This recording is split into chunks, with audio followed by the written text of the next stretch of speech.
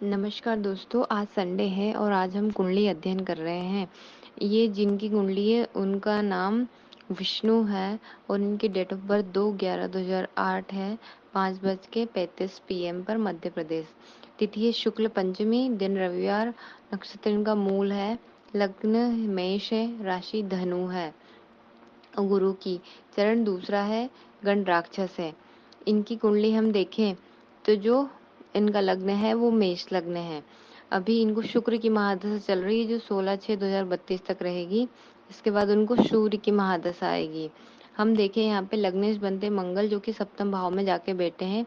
मंगल लग्न प्लस सप्तम में बैठे, अष्टम के भी मालिक है पर बल नहीं है इनमें।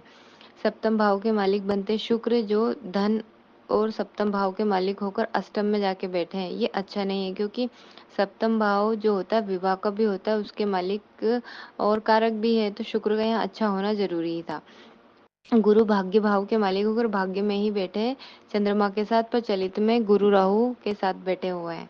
यहाँ हम देखें कि शनि कर्म 10वें और 11वें लाभ भाव के मालिक होकर पंचम भाव में बैठे हैं, जो कि बिल्कुल अच्छे नहीं माने जाते। इतना संघर्ष देते हैं पंचम भाव के शनि की बोल सकते हो घाट घाट का पानी पिला देते हैं। शनि की थर्ड दृष्टि सप्तम भाव पर भी पड़ रही है। सूर्य नीच के बैठे हैं तो सूर्य की साधना बहुत जरूरी हो जाती है। मान सम्मान विवाह के भाव में बैठे तो तीनों जगह दाम्पत्य भाव यहाँ पर पीड़ित दिख रहा है, क्योंकि सप्तम भाव में दो उग्र ग्रह, उसके साथ बुध भी वैसे ही बैठे हैं। बुध जिसके साथ भी बैठे हैं तो वैसा ही उनका स्वभाव बन जाता है। सप्तम पति शुक्र अष्टम भाव में जाके बैठे हैं और अष्टम पति मंगल सप्तम में, तो ये परिवर्तन कर लिया है जो बिल्कुल अच्छा नहीं है। यहाँ पर हम देखें कि छठे भाव प्लस थर्ड भाव को पराक्रम भाव के मालिक बनते हैं बुध, वो भी वहीं बैठे हैं। सूर्य राहु के नक्षत्र में और मंगल बुध अस्त है।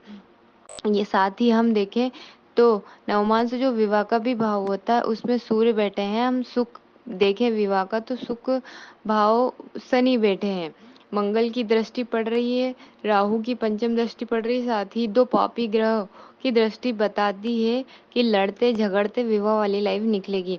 मतलब इनका विवाह वाला जो जीवन है डिस्टर्ब रहेगा।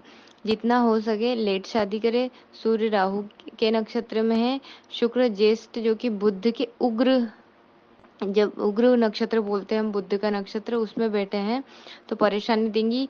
और इसके साथ ही केतु पंचम दृष्टि से शुक्र को देख रहे हैं। दो विवाह के योग यहाँ दिख रहे हैं। हो सके तो लेट शादी करें या कुंभ विवाह या अर्क विवाह इनको करना पड़ेगा। इसके साथ ही देखिए हम मांगलिक हैं, ये लग्न से भी चलित से भी और नवमांस में भी। कुल मिलाकर देखिए तो विवाह विच्छेद के योग बनते हैं। पहला विवाह इनका विच्छेद हो बता रहा है। एक तो मूल का नक्षत्र है और ऊपर से मंगल, दोनों को यहाँ पर बैलेंस करना जरूरी हो जाता है। सूर्य को भी बैलेंस करने के लिए रोज जल चढ़ाएं और आधे हृदय का पाठ करें।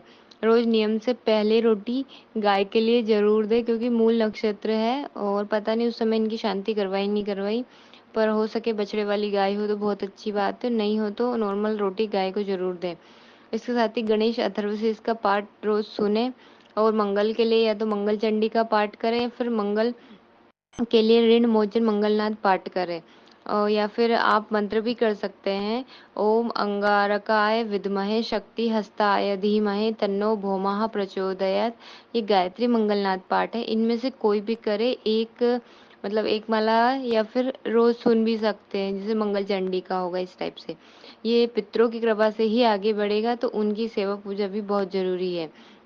यहाँ देखिए हम शादी के जो पहला योग है 23 साल का होगा, जब शुक्र में बुध की अंतर्दशा आएगी तब। वैसे ही इतनी अच्छी नहीं क्योंकि बुध यहाँ पर अस्त है। दूसरी खुद सब सूर्य सप्तम पति सप्तम पति सूर्य की है, तो ये भी योग शादी के बनेंगे, पर ये भी शादी के लिए अच्छी नहीं मानी जाती क्योंकि सूर्य भी यहाँ पे नीच के बैठे हैं और शनि की तीसरी दृष्टि से दृष्ट है। तो हो सके तो इसमें भी ना करें। पर इसके बाद का योग हम देखें तो 31 साल के होंगे तब एक योग बन रहे हैं। शादी के समय मतलब इनको है कि जब भी ये कुंडली मिलाकर ही किसी से शादी सगाई करें, मेरा ये है। तो एक पंडित से नहीं, 2-3 पंडित से आप सलाह करके ले सकते हैं। अभी इनको योगिनी दशा चल रही है राहु केतु की, जो 2026 तक रहेगी। माँ इसके साथ ही हम बोले कि महादेव की शरण में रहें। और संघर्ष है, कल्पसर दोष भी है। इनकी शांति के लिए नाग पंचमी कर हमने इनको प्रोसेस बताई थी, वो इन्होंने किया। इसके साथ ही हम देखें कि मेष लग्न में सबसे कारक गुरु होते हैं और शुक्र बुध मार्केज की भूमिका में होते हैं। शिक्षा भाव का मालिक होता है सूर्य, जो कि नीच के हैं। उस पर तीसरी दृष्टि शनि की है, तो शिक्षा इतनी अच्छी नहीं कर पाता है व्यक्ति। दिमाग अच्छा है क्योंकि गुरु चंद्र युति गज केसरी योग बना हुआ। साथ ही लग्नेश और पंचमपति मंगल सूर्य की युति ये भी अच्छी मानी जाती है, पर एजुकेशन में बेस्ट नहीं, क्योंकि लग्नेश मंगल अस्त है। बुद्धि के कारक बुध वो भी अस्त है। शिक्षा भाव का मालिक सूर्य नीच के बैठे हैं, शिक्षा भाव में शनि बैठे हैं। और यहाँ पे गजकेसरी योग बन रहा है, क्योंकि चलित में कुंडली में गुरु दशम का फल दे रहे हैं और राहु के साथ गुरु चांडाल योग बना रहा है। उच्च शिक्षा के मालिक गुरु बनते हैं, जो कि वृद्धावस्था में इनमें भी बल नहीं है। तो मतलब कुल मिलाकर देखें तो इतनी बेस्ट इनकी एजुकेशन नहीं रहेगी, और हम बोल सकते हैं कि जो नॉर्मल है वो ही रहेगी। पहला रिश्ता विच्छेद है, जहाँ जहाँ भी करे सगाई या शादी वो विच्छेद दिख रहा है। और यदि ये इन्होंने बिजनेस का पूछा था, तो जैसे बिजनेस है लोहा सरिया पेट्रोल गैस आदि का कर सकते हैं। मतलब जो आपने इनका बिजनेस ऐसा रहेगा कि आज यूज करा और फिर खत्म। मतलब जैसे पेट्रोल आज गाड़ी में चल रहा है, वो थोड़ा ही चला और पूरा खत्म हो जाता है ना, वैसा यूज उसको बोल सकते हो, यूज करो और खत्म, ऐसा। कुल मिलाकर देखिए कि कुंडली में बल नहीं है, ज्यादातर ग्रह अस्त है, और जो युवा है वो राहु केतु के अंडर में है। बल तो यहाँ पर देना पड़ेगा, नहीं तो आपको बहुत ज्यादा संघर्ष है आपकी कुंडली में। इष्ट की शरण बहुत जरूरी है, बिना उनकी कृपा के आप आगे नहीं बढ़ सकते। इनका जो क्वेश्चन था कि मेरे बच्चे की कुंडली कैसी है, तो इनके बच्चे की कुंडली में ऐसा है कि विवाह विच्छेद के योग बनते हैं, एजुकेशन इतनी अच्छी नहीं है, और कुल मिलाकर यहाँ पे कुंडली संघर्ष बताती है।